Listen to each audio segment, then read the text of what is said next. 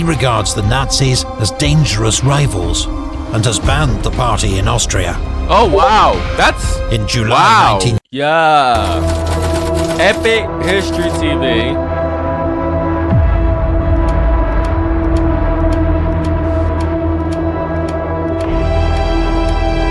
Armistice of 20. Yo, that's so facts, man. 1931. The world's leading powers are reeling from the impact of the Great Depression. Global trade has collapsed by 2/3. Unemployment is soaring. Economies around the world are in turmoil. Why are my subtitles on? In the United States, the world's largest economy, President Herbert Hoover struggles to provide an effective response. Great Britain, ruling the world's largest empire, is in financial and political crisis. France, ruling the second largest empire, is slightly better protected, but will soon face economic challenges of her own. Second largest. The Soviet Union. Oh, right. The Soviet Union was an empire. Because I'm thinking, I'm like, wait a minute. I'm like, what about the Russian Empire? Then I realized, wait, no. Russia doesn't exist at this point. It exists, but it's a part of the Soviet Union. The world's only major socialist state remains an international pariah. It is therefore largely insulated from the global crisis and is about to complete Stalin's first 5-year plan. You know, it's amazing to me, right? How people like to hate on communism. But they forget that the Soviet Union was the only country not affected by the Great Depression at all. You know, again, I'm not really a communist, but you would be lying. Like, and you would just be wrong if you said that there isn't some benefits to communism. Like, you would be lying. If you say that communism is completely bad, that's just false. That's just false. I mean, I've explained this plenty of times in my China reactions, rise of China reactions, where, you know, I talk about the fact that communist countries had some benefits to being communists. But long story short, to all the new people here, because I don't feel like repeating myself, it honestly depends on the country. And there's a lot more nuance to it than that. I said this before. You had the United States, who was trying to literally subvert and sabotage like all these communist countries and wanted absolutely nothing to do with them, which, you know, obviously made things harder for them because they couldn't trade with the US or any of that. And the US is a big global trading partner. We all know that. And I made a scenario where I was like, okay, well, what if America was communist? Right? People like say, oh, but look at what happened in the Soviet Union. I simply said, well, before the Soviet Union became a country, the Russian Empire that preceded it went through a whole war, a whole civil war afterwards, a whole bunch of famines, even before the Soviet made famines. So, you know, communism kind of just started off in a bad spot there. Now, you got to ask yourself, okay, but what if communism had started in a place like America, where America basically had it on easy mode? And that's the thing that a lot of people tend to overlook. They tend to say, oh, America is so successful because it's capitalist. And I'm like, I would more say America is just successful because it didn't have anyone to bomb it. It didn't have any crazy wars that caused a huge bunch of casualties. I mean, the deadliest war in American history, the U.S. Civil War, only had like 700,000 American deaths, which is absolutely nothing compared to these places like Russia, which lost tens of millions of people in its wars and civil wars. Guys, you need people for an economy to function. If you don't have people for an economy, you just won't have an economy. As simple as that. So again, you kind of have to ask yourself, okay, well, what if communism happened in America? The world would probably look a whole lot different today, because you don't have a United States trying to like upvert other communist countries and trying to sabotage them. So it's like, what would the world look like? Now, I'm not communist, but I don't blame someone for being communist. I don't. Capitalism is okay. Capitalism is okay, but the problem with capitalism is that eventually it just kind of turns into like an oligarch system where the big rich corporations just eventually buy out everyone else, and then it's like all the competition is gone, and then that's not capitalism anymore, which is what America has turned into. So just like how people say, well, the Soviet Union didn't practice real communism, America really and truly isn't practicing real capitalism. America just bans its competitors. They literally ban Huawei and a whole bunch of other Chinese products from being sold in America because they don't want the competition. That's not capitalism. Program intended to rapidly boost Soviet industrial and agricultural output. In Asia, China escapes the worst of the Depression, but faces crises of its own. That year, devastating floods claim an estimated 2 million lives, while Chiang Kai-shek's nationalist government fights a brutal civil war against Chinese communist rebels. In 10 years, these 5 states, the USA, Britain, France, the Soviet Union, and China, will constitute the major Allied powers in the largest conflict in human history, World War II. However, in 1931, there is little to indicate that such a catastrophe is looming or inevitable. But that year, these same world events are shaping the paths of 3 other nations. Germany, humbled and humiliated by defeat in World War I, is now a fragile democratic republic. No nation is hit harder by the Great Depression than Germany, thanks to its reliance on US loans, which have now ended abruptly. Banks and businesses collapse. Unemployment leaps to 24% and will peak the following year at 40%. In July, President Hoover offers some relief.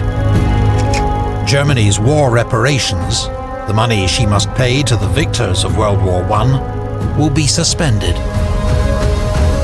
But the hardship experienced by ordinary Germans is reshaping German politics, as support drifts to the far left and far right. Italy is now a one-party fascist state, ruled by dictator Benito Mussolini, who's held power since 1922. Italy is also hit hard by the Depression, though massive state intervention alleviates some of the pain. And in East Asia, the Empire of Japan. Here, the impact of the Depression is not as severe, but within this mixed democracy, there are alarming signs of political extremism and militarism. In 9 years, these 3 states, Germany, Italy, and Japan, will form a military alliance commonly known as the Axis. Oh, Hilarious how Japan did absolutely nothing for the Axis. Oh, yo, Japan was basically just fighting a war by itself, bro. It's like, sure, they were a part of it, but it's like, should you really even consider them part of the Axis? Like, what did Japan do for Germany and Italy? It's barely anything noteworthy. They were literally just fighting solo. Oh my gosh, man! I no Japanese warships went to freaking Germany nor Italy. Japan was just way too isolated for that. Bruh. It's just weird to me how people just say, "Oh yeah, Japan was part of the Axis," and it's just like, "Oh, what did they do? Oh, they traded with Germany a little bit." That's it. Have something in common. Germany, unified in 1871. Italy, unified in 1861. Japan, an ancient state reinvented by the Meiji Restoration of 1868. In historic terms, all are young nations, and all feel unjustly treated by the World War I peace settlement. In all, there are now growing demands for what older, established powers already have, and what they have been denied. Empire. It is empire that is seen to confer status, security, and prosperity. A panacea to troubles at home. A fulfillment of destiny abroad. The 1930s, a decade of economic turmoil and failing international cooperation, will offer a window of opportunity to these three powers. An opportunity to avenge past humiliations and seize the empires they believe are rightfully theirs. It is a path that will put Germany, Italy, and Japan on a collision course with the established great powers, with disastrous consequences for the world.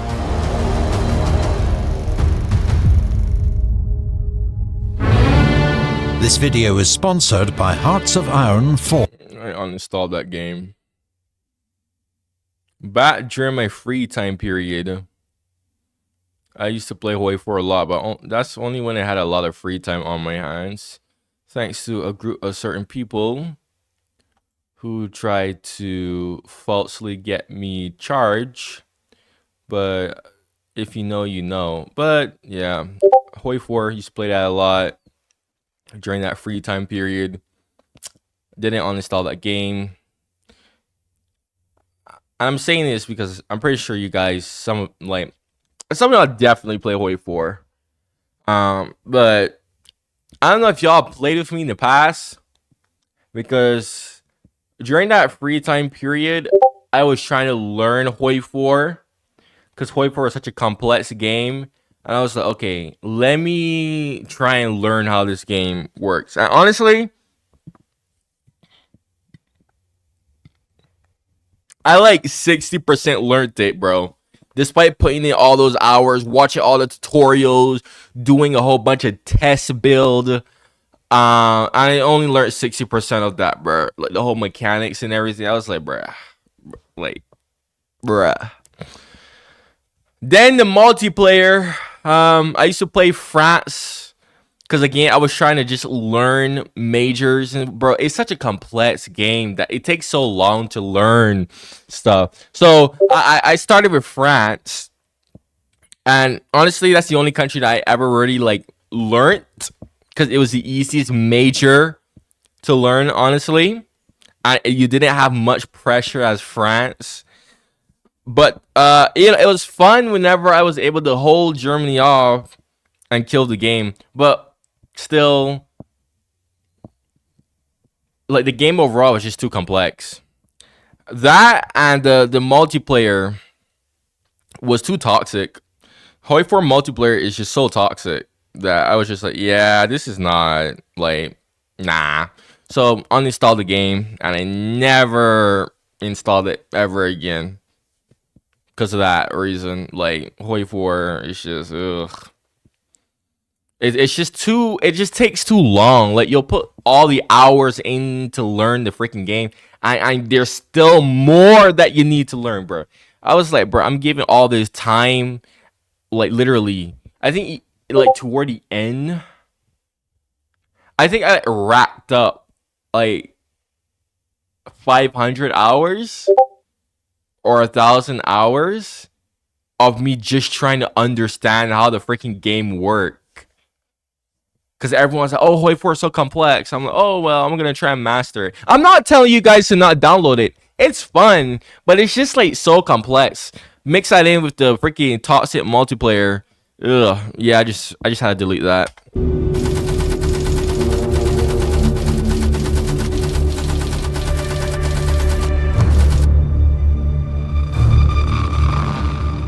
The first major international crisis of the 1930s is in Manchuria, northeastern China. Japanese nationalists see China as the natural arena for their imperial expansion, and Japan has been extending its influence here over many years. There is already a large Japanese military force based in Dalian, known as the Kwantung Army. Now, nationalist officers from this army decide to force the hand of their own government.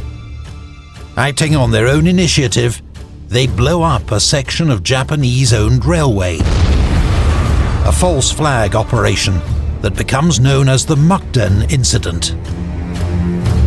The Kwantung Army uses it as a pretext to invade Manchuria. Local Chinese troops are no match for modernized Japanese armed forces. And Chinese President Chiang Kai-shek is more focused on fighting his internal communist enemies in the south. In 3 months, the Japanese overrun most of Manchuria and turn it into their own puppet state, Manchukuo. The Japanese people are jubilant.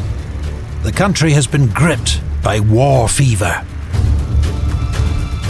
But Western powers are outraged.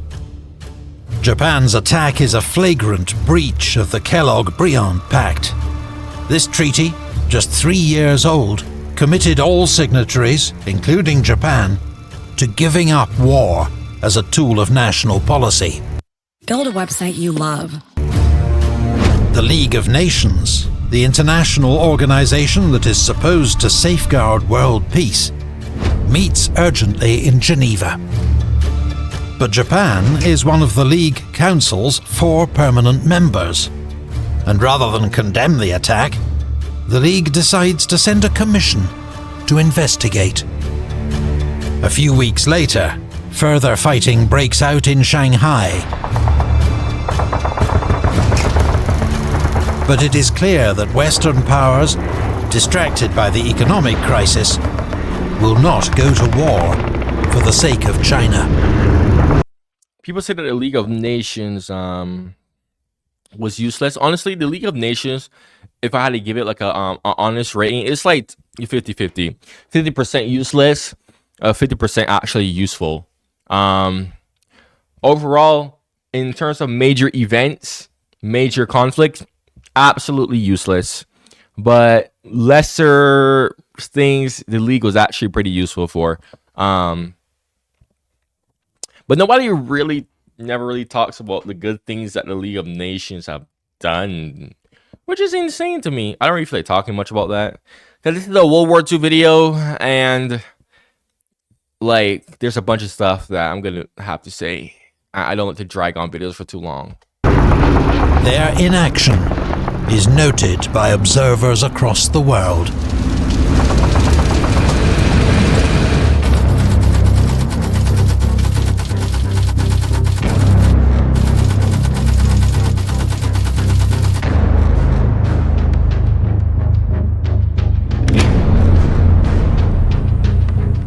(1932) begins with an Italian victory in Libya, where General Badoglio declares the end of a 9-year campaign to crush local resistance to Italian rule.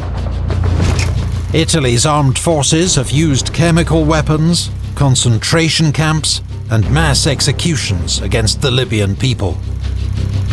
Their successful pacification allows Mussolini to plan fresh conquests as he dreams of a new Roman Empire. In Western Europe, the site of bloody trench warfare just 14 years earlier, hopes for a lasting peace are based on the 1925 Locarno Pact. This guarantees Germany's western borders and requires Germany and its neighbours to submit all disputes to the League of Nations for mediation. There is a mood of optimism among European diplomats, known as the spirit of Locarno, a hope that war in Europe may have been consigned to the past. Yeah, no, Europeans are too snobby for that. Even today, it's hilarious how I see Europeans will say, "Oh, my European identity." We need to have a European identity. We need to operate as one, brah. No, the reason why Europe hasn't even had a major war, aside from obviously Russia and Ukraine, is because people have nukes. People have nukes. Honestly, I wish Europe didn't have nukes because I'm sick and tired of seeing this European snobbiness. This is from Western Europeans, particularly Western Europeans. But honestly, it's kind of like spreading too, because I'm seeing more people from like Southern Europe. Shockingly, Eastern Europeans are trying to be like this. But the thing with Eastern Europeans, I don't know, Eastern Europeans kind of just try and copy Western Europe too much, a bit out of envy sometimes. And it's kind of just like, bruh. But this came from Western Europe. But honestly, that snobbiness really originates from Western Europe.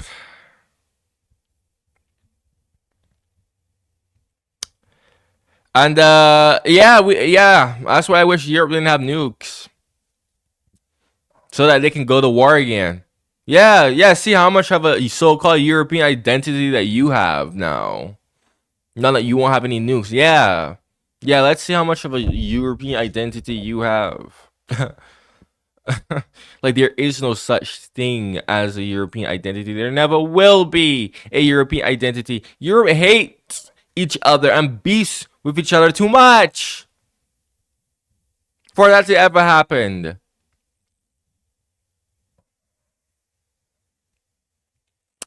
Freaking hell, man. And this is coming from someone who's a mixture of European and African.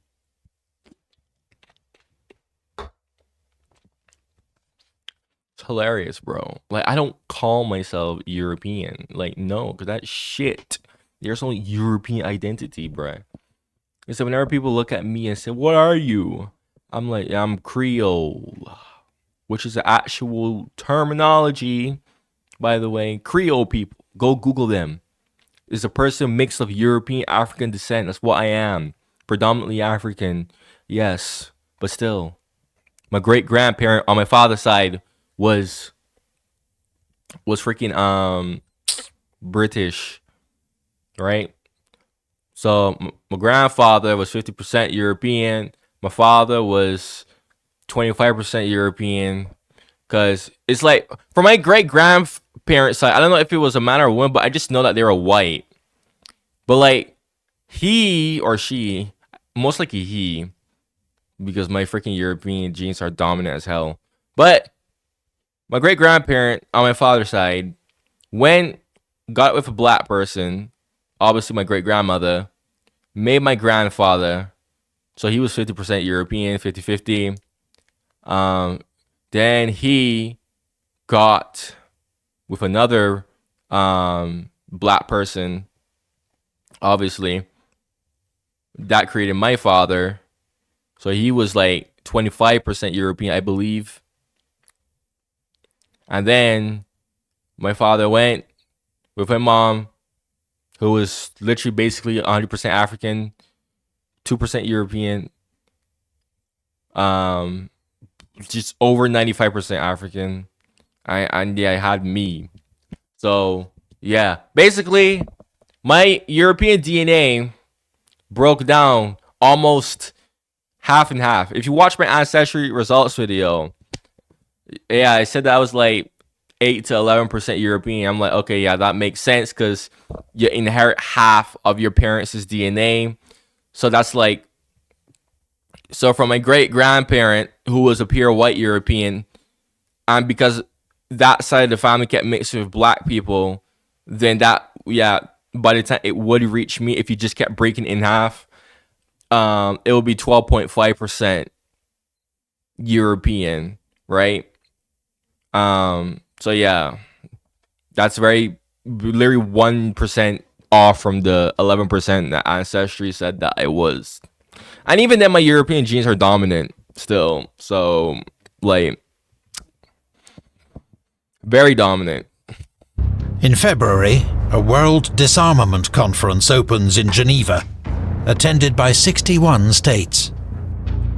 In June, the Lausanne Conference cuts German war reparations by 90%. But it will prove a false dawn. In Germany that year, federal elections are dominated by Adolf Hitler's Nazi Party. His attitude to disarmament will soon become very clear. Meanwhile, in the Soviet Union, dictator Joseph Stalin continues his drive to make the state more resilient against external and internal enemies. Imagine being able. His first 5-year plan focuses on expanding heavy industry, almost doubling the Soviet industrial workforce and dramatically increasing output of steel, iron and coal. It's impossible to be sure by how much, as official figures are constantly manipulated and inflated by communist officials. It's clear, however, that tank and aircraft production are expanding massively. While in Ukraine, the completion of the Dnieper Dam, the largest in Europe, gives a major boost to Soviet electricity generation.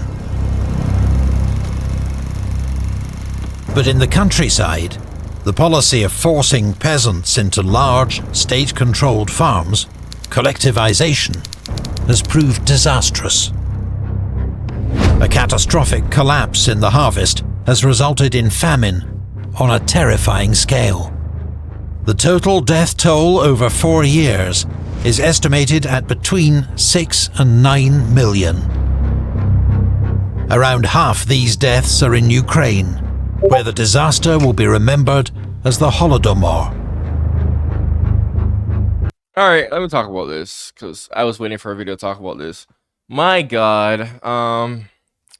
So yeah, we all know that I'm like super duper pro Russia. Don't got my camera angled with my Russian side of the setup here. But yeah, the Holodomor. I mean, really, guys. Ukrainian propaganda likes to paint this out as Russia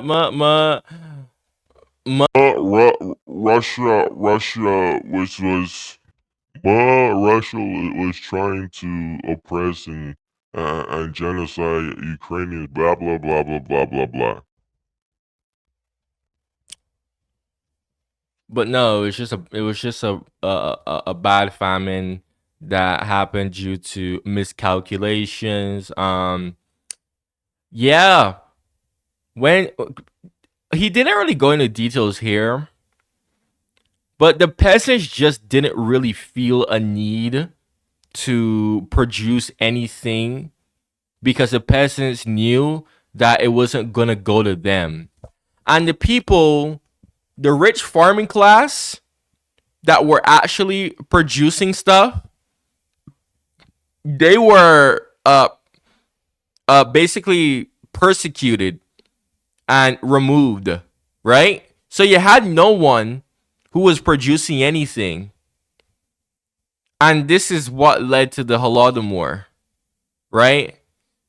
The wheat that was actually being produced and the other stuff, Stalin didn't really want to distribute that to the starving people because he was trying to sell that stuff in order to get money and resources to industrialize the Soviet Union faster.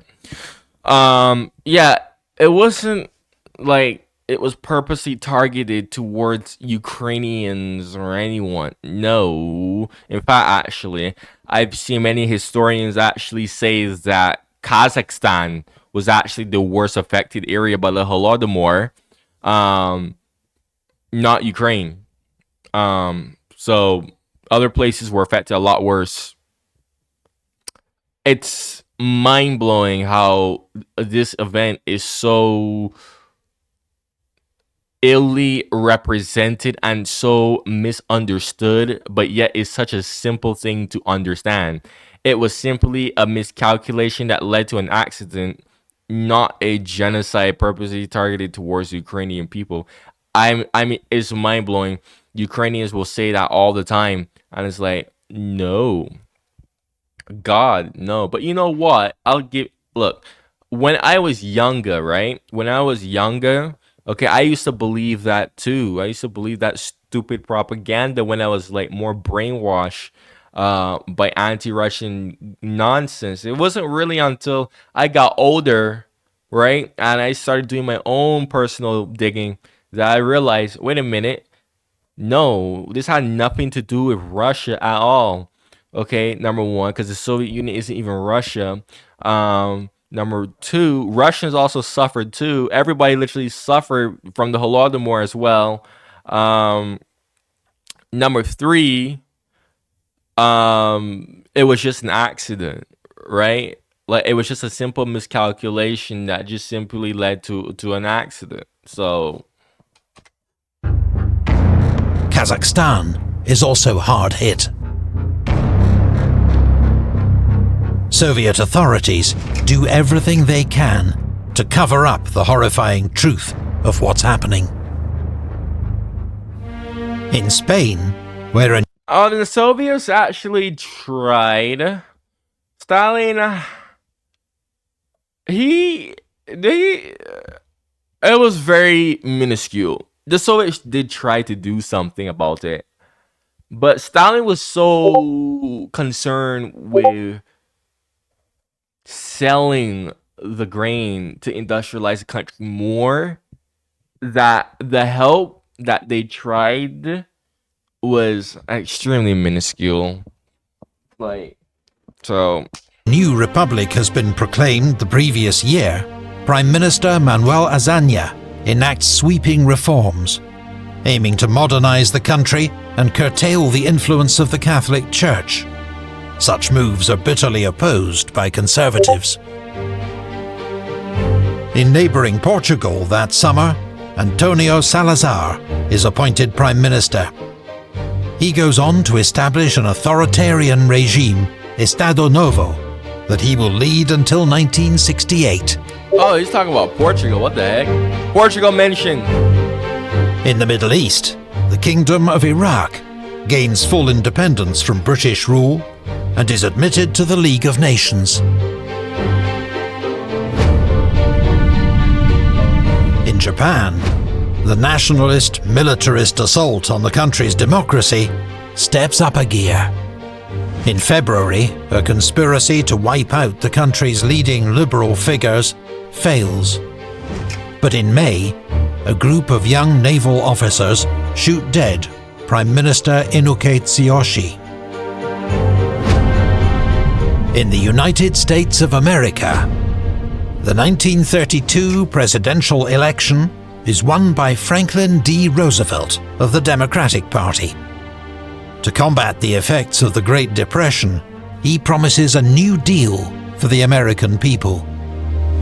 Only a foolish optimist can deny the dark realities of the moment. He will declare at his inauguration. This nation asks for action, and action now. Want to break into cyber?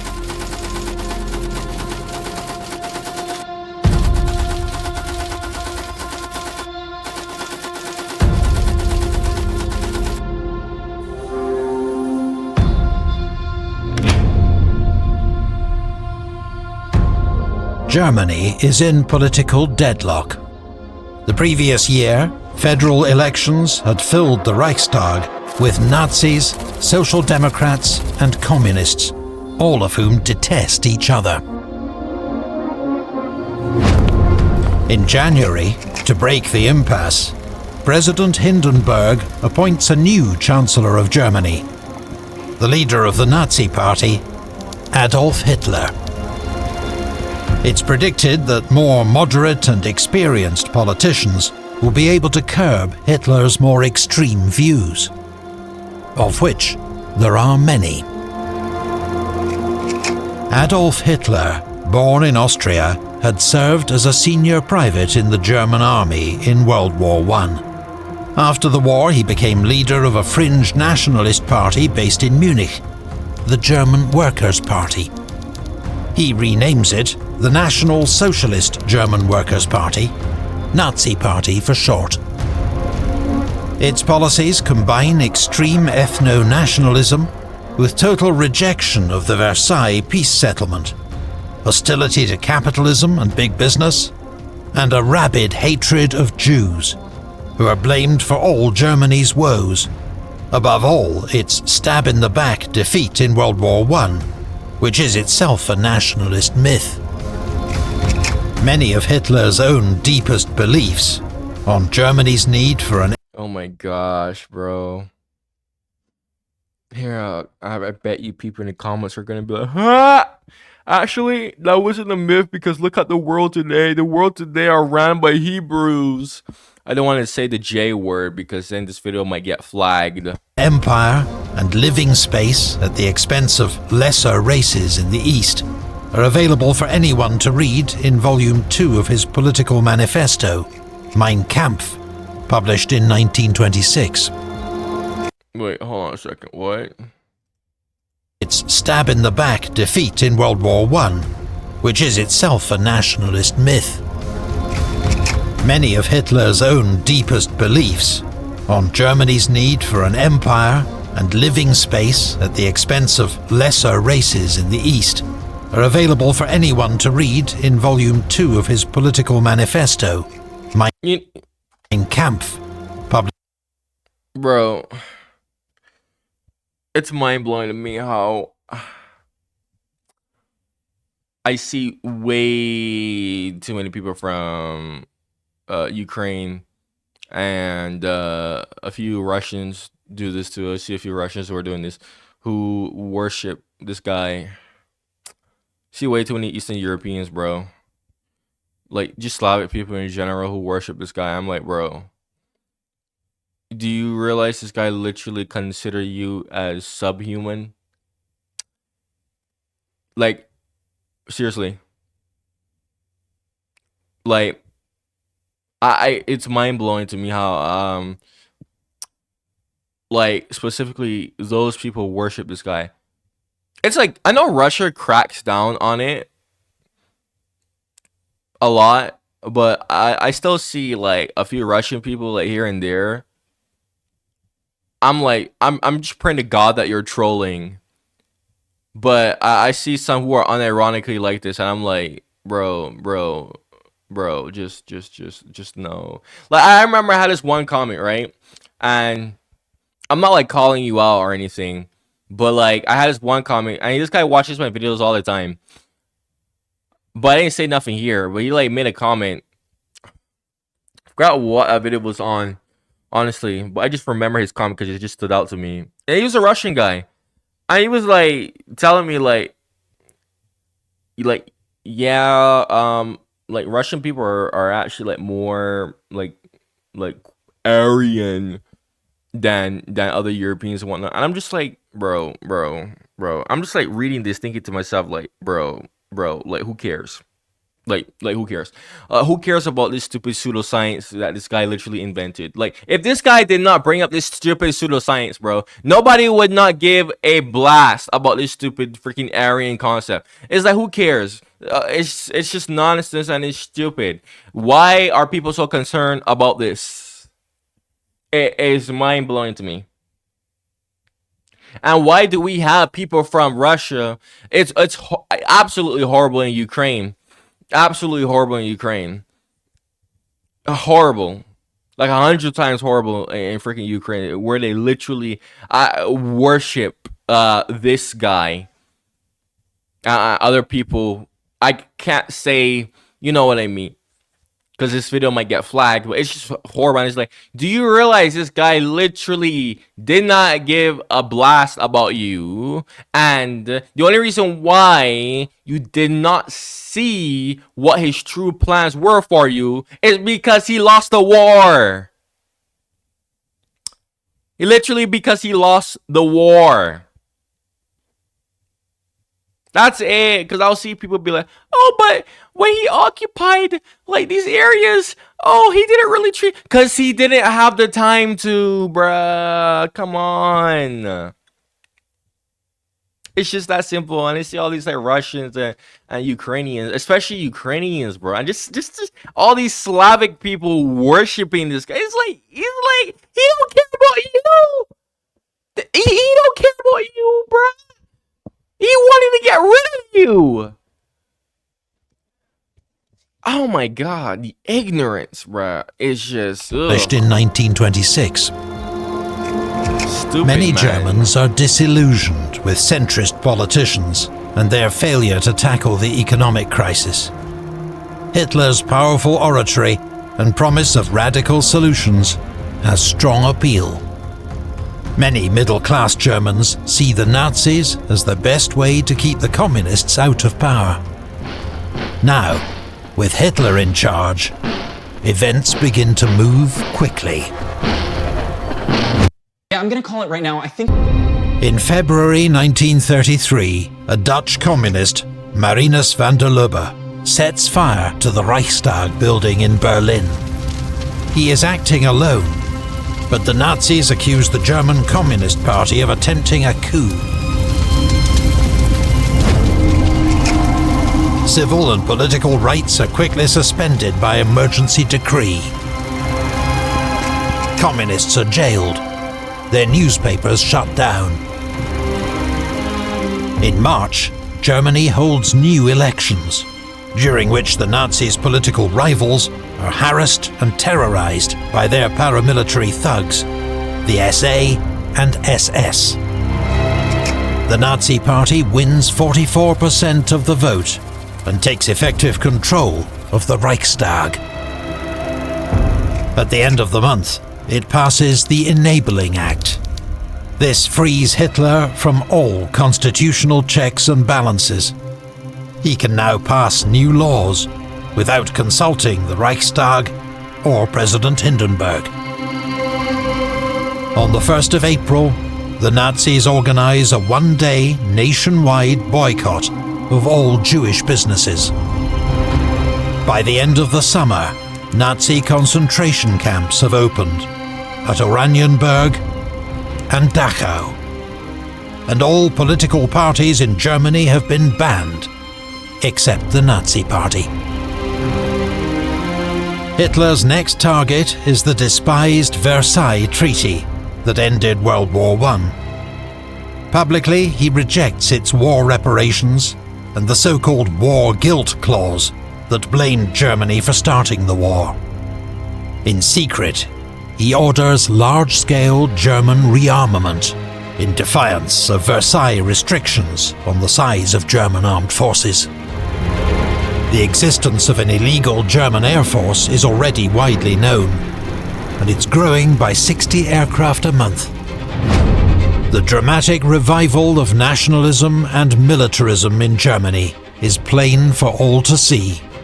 At the Geneva Disarmament Conference, Germany demands parity between its armed forces and those of France.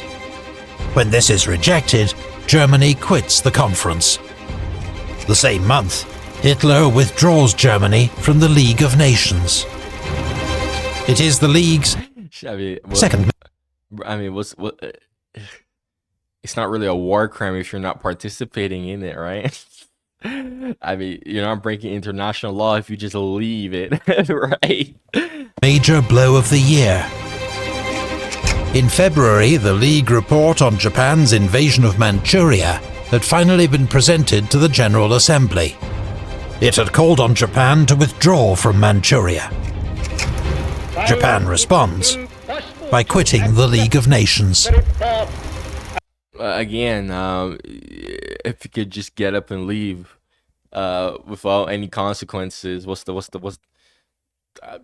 it's kind of pointless. It's not breaking international law if you're not a part of it.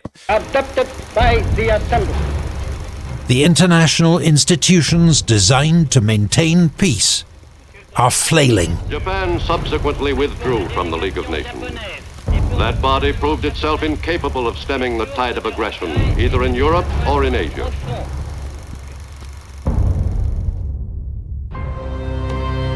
A few foreign diplomats take the time to read Hitler's political manifesto, Mein Kampf. Some dismiss it as incoherent rambling, but others feel a deep sense of alarm. In Britain, Conservative Member of Parliament Winston Churchill warns of Germany's grim dictatorship and the return of its militaristic spirit. But in the early 1930s, there is little appetite in Britain or France to confront Germany. The trauma of World War I is too fresh. The public mood is one of pacifism. And I just wanted to, it's one of the reasons why people tend to overlook why no one didn't do anything with Germany. It's just World War I was just too recent for anyone to want to do something. Really.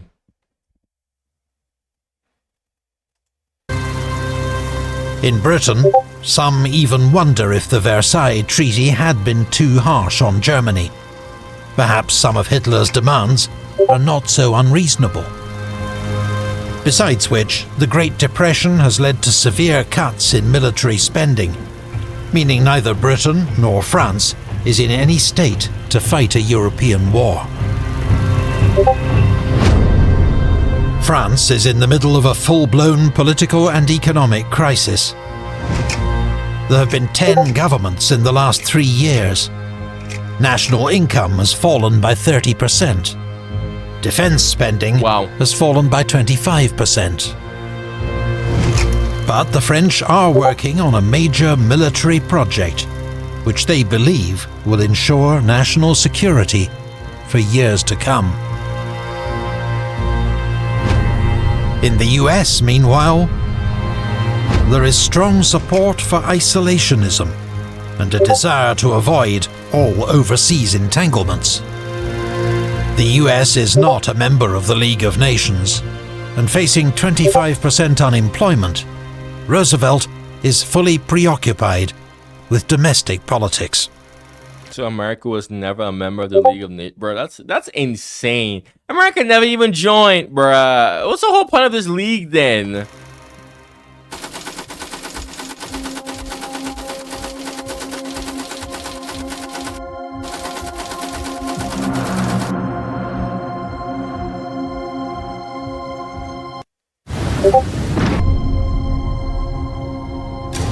In June, Hitler orders a ruthless purge of the Nazi Party's paramilitary wing, the SA, or Brown Shirts. Brown Shirt violence and intimidation have been a crucial part of Hitler's rise to power. But they have served their purpose and are despised by the German army, whose loyalty Hitler now values more. In the so-called Night of the Long Knives, prominent SA leaders are rounded up and shot without trial. Since 1932, Austria has been a right-wing, one-party state, led by Chancellor Engelbert Dollfuss. He regards the Nazis as dangerous rivals and has banned the party in Austria. Oh wow, that's... In July 1934, Austrian Nazis assassinate Dollfuss, part of an attempted coup that is to pave the way to unification with Germany, known as Anschluss. It's hilarious how Austrians will sugarcoat their involvement with Germany in World War II. I'll see Austrians go as far as to say, I'm not German, I'm Austrian. Like, shut up. They expect support from Hitler. But Mussolini has other ideas. He regards Austria as an important buffer state between Italy and Hitler's resurgent Germany. So he sends Italian troops to the Brenner Pass on the Austrian border, threatening to intervene if Hitler attempts to annex Austria.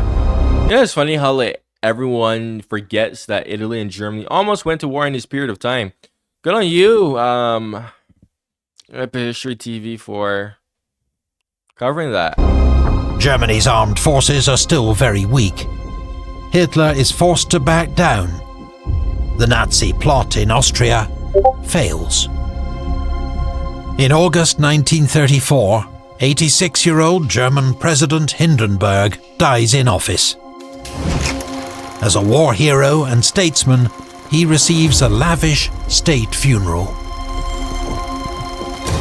Hindenburg's authority and conservatism has acted as a limited check on Hitler's actions. No longer. Hitler swiftly abolishes the office of president. He will now wield its powers in his new role as Führer of the German state and people. On the 20th of August, a new law requires all German military officers and civil servants to swear an oath of personal loyalty to Hitler. That October, King Alexander of Yugoslavia makes a state visit to France. Alexander is regarded as a crucial unifying figure for the young Yugoslav state. But on his arrival in Marseille, he is assassinated by a Bulgarian nationalist. Bruh. Balkan shenanigans. French Foreign Minister Louis Barthou Balkan is shenanigans. also killed in the crossfire. That autumn, Britain learns that the German army is now 300,000 strong, 3 times what is permitted under the Versailles Treaty. Germany has further plans for expansion and mechanization. Tentative British steps towards rearmament begin, with a commitment to expand the Royal Air Force by 40 squadrons in 4 years. In December, there's a further blow to attempts to limit global rearmament when Japan announces it will not renew the Washington Naval Treaty.